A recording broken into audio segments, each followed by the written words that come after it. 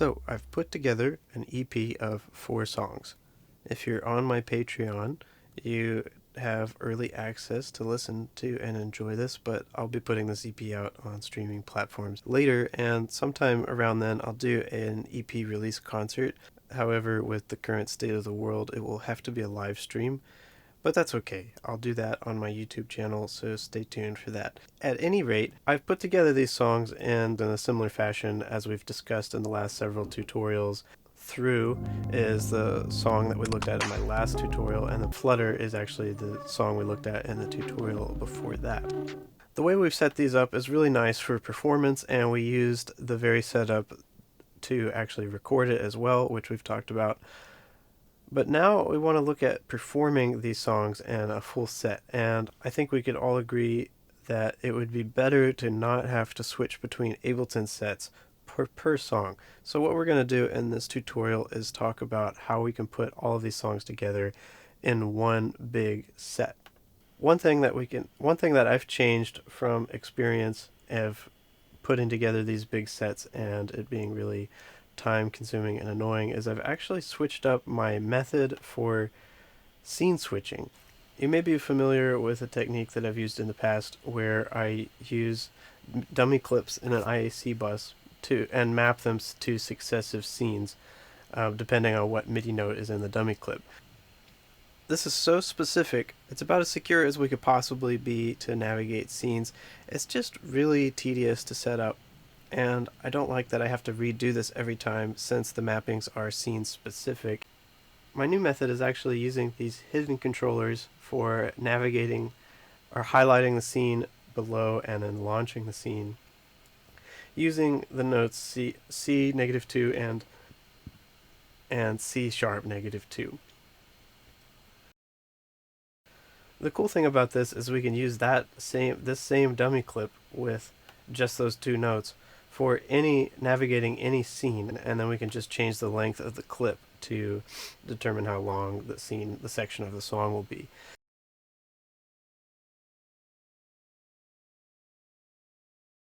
So to make this work smoothly, you'll want to make sure that you have Select on Launch enabled in your preferences, and you do not want to have Select Next Scene on Launch enabled, since we're taking care of that with a clip.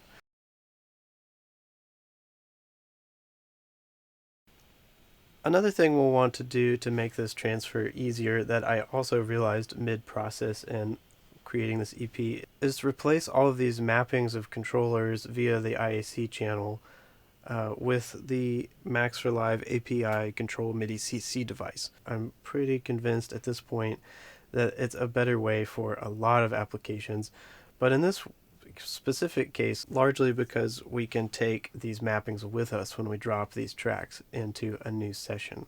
When we drop these tracks into a new session, pretty much everything stays as is, the clips, the chains, and all of that, but the MIDI mappings unfortunately do not translate, and I don't know of a way to keep them. But we can just use this Control MIDI CC device, and I think we'll be able to avoid that inconvenience. I'll use this method from the start moving forward, but it'll make my life easier to do this now before putting it all together.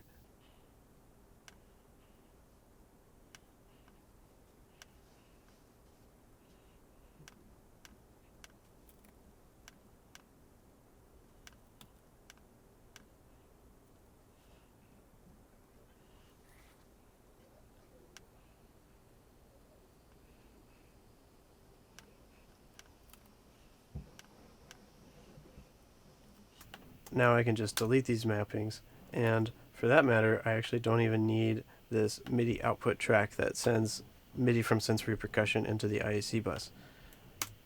Nice.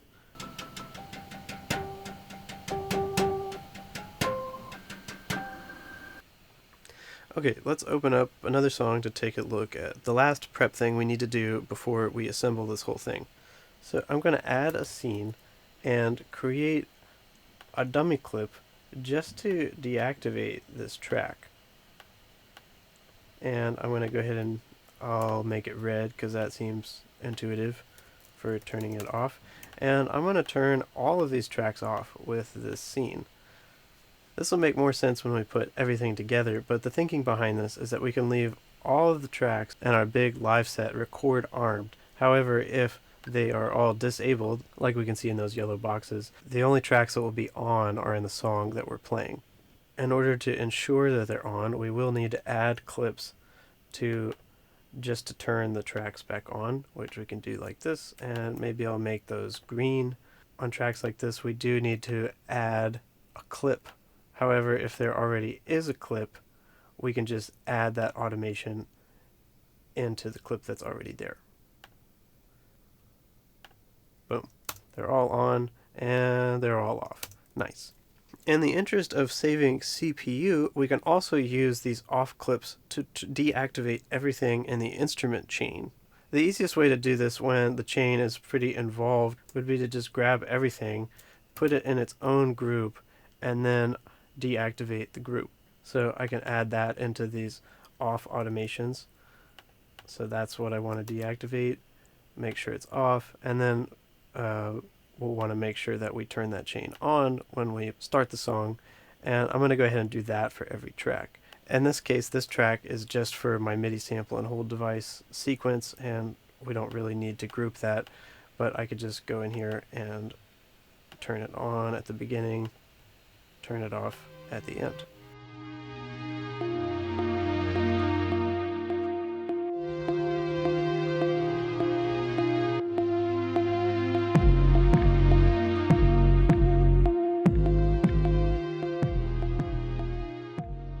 Now look at our CPU, it's resting at 4%. This might not seem like it's totally necessary since we're only putting together 4 songs, but imagine for a second if you're putting together a bigger set with like 10 songs or more.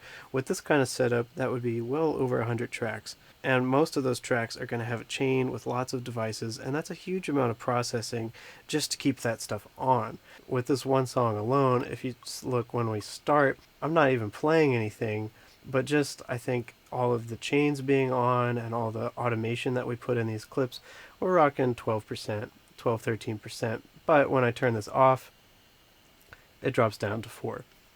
That's going to make this whole thing much more feasible. Okay, so I've taken all of these steps for all 4 of these songs, and now we're ready to assemble the live show file. I just opened up the newer version of my template, and the only differences from the last template is that it has more mappings for kit switching, and it's using the new scene switching technique that we talked about earlier in this video. In this case, since we're putting together a live show from Ableton sets that already have most all of this stuff, we actually don't need any of these tracks, but I just thought I would start with this template because it already has these MIDI mappings that we need. So I can delete everything.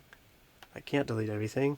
I'll just delete all but one thing and then delete this later. So the way that we import tracks from other sets, if you haven't done it before, is you would just drill down over here to the Ableton set for the individual song, and then we can open this up here and drag all of these tracks, or in this case a lot of these are groups, but we can drag them in, and if I come down here you can even see that it's going to drop in the clips that we need as well. So it might just take a second because there's really quite a lot of stuff that we put in there. And boom, there we are. We have this old kit switching, which we don't need, so I'm going to delete that. I'm going to go ahead and record arm everything because we took steps so that we don't have to worry about that. And there we go. That's the song. We should be able to play it just like we did before. I will need to add the tempo information into the launch clip. So this is glacial, which is in 4/8, and it is 77 BPM. And I'm going to go ahead and color this something nice so that my eye goes to that and I know that's what I hit to start the song. So we should be able to play this just like we did before. Let's have a go and see what happens.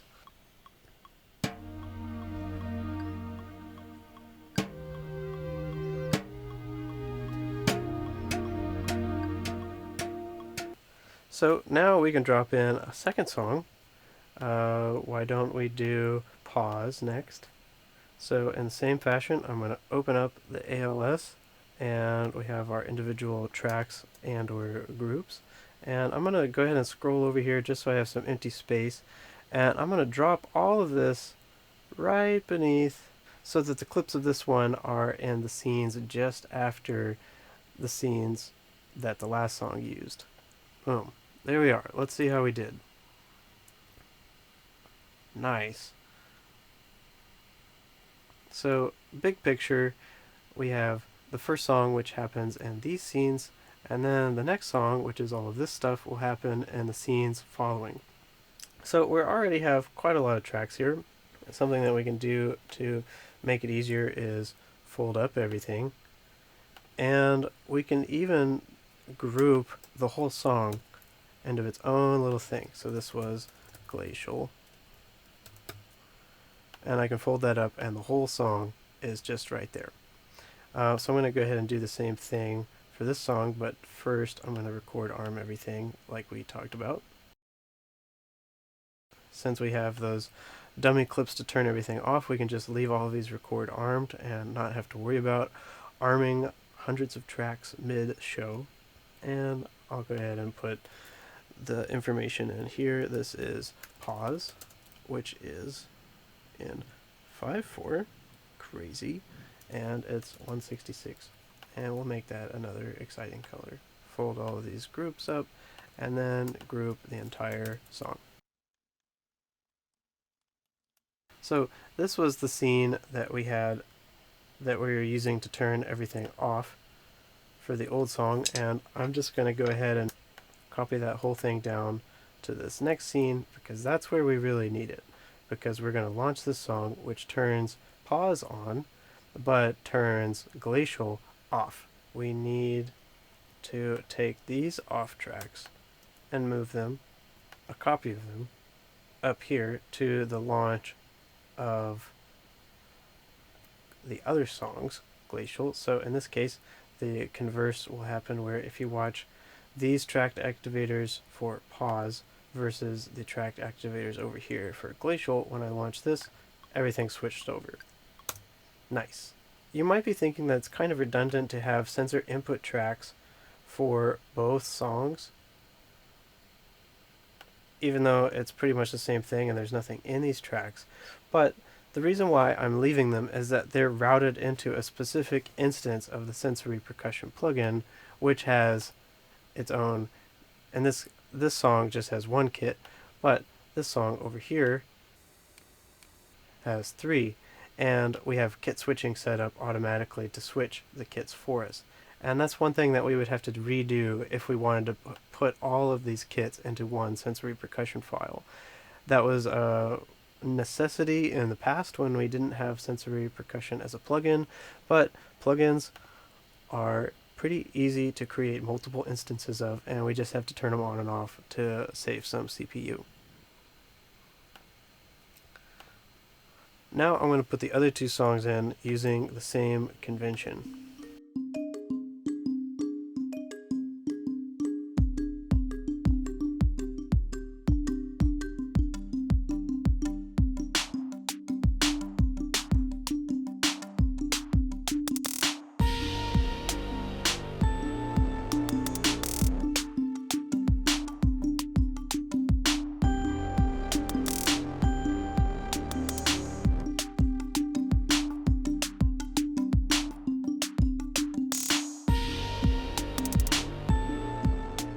Now I'm going to go back in and copy the dummy clips that turn everything off to the start of every other song.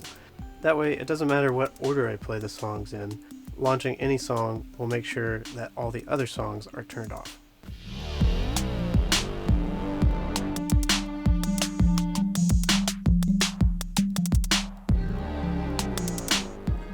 Okay, that's it. Now we have all 4 songs ready to go in a fairly CPU conscious method, and I can seamlessly play all these songs from this one set in whatever order I like.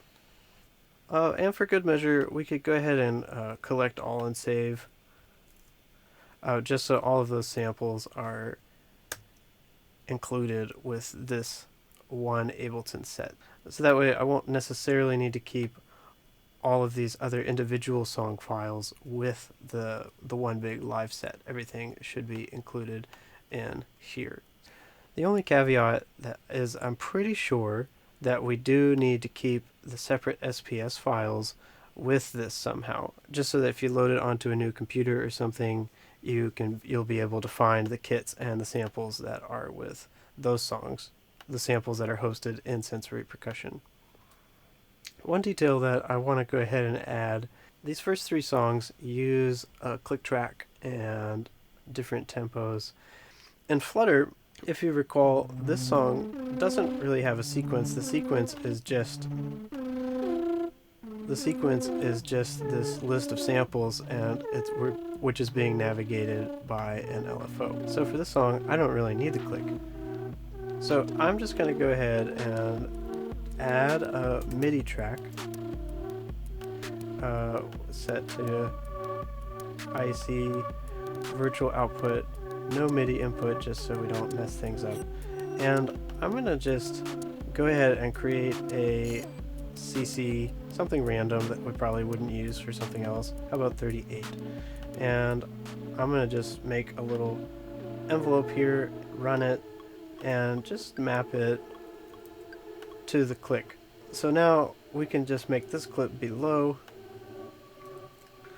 make it an interesting color, click off, and then we'll just go ahead and add a clip for the other songs where the clip goes high. So now when I launch this song, click is on. When I launch this song, click is off. Excellent. I'll go ahead and copy that over here. Just a small thing, but that's the kind of detail that I know from experience I would forget to do at every single show, and it would just be a small annoyance. It took like 30 seconds to set that up. No big deal.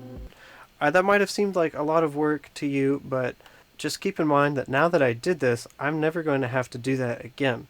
As a matter of fact, if I wanted to incorporate this EP setup into another bigger live set, I could do all of that in one fell swoop, just in a similar fashion by navigating to this set, opening it up, and then grabbing each one of these songs and dropping it in. So there you have it. That's how you would incorporate all your songs into one big live set to play through a set of songs seamlessly. I'm particularly fond of this method because it gives me the freedom to have a lot of differences in the setups, but still be able to incorporate them into one seamless set. Like I mentioned at the beginning of this video, stay tuned for a live stream EP release concert of sorts. If you would like to support me on Patreon, you can listen to this whole EP already, and I'm including this whole setup of the EP for all my patrons. So if you have Sensory Percussion at Ableton, you can play all these songs yourself and incorporate them into your own shows or live streams or whatever the world is coming to. I hope you found this helpful. Thanks for watching. See you later.